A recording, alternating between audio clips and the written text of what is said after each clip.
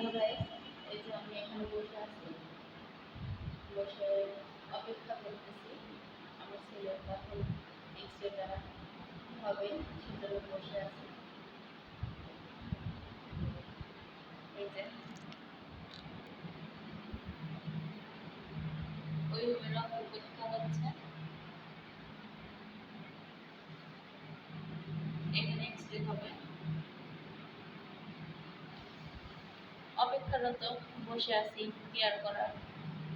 হাসপাতাল, ক্লিনিক যেখানে যান সব জায়গায় শুধু ধৈর্য আর ধৈর্য, ধৈর্যের বড়, সেজন্য ধৈর্য ধরতেই হবে। যেখানে যান, যেভাবেই থাকেন আর যাই করেন, ধৈর্য ধরবেন তো সফলতা পাবেন। ধৈর্য ধরবেন না তো কিছুই পাবেন না, জীবনে সব নষ্ট, সব হারাবেন।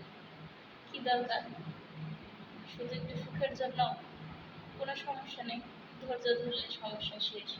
কারণ ধৈর্য গুণ বড়, ধৈর্য যে ধরবে সে জীবনে সফল হতে পারবে। আল্লাহ হাফেজ।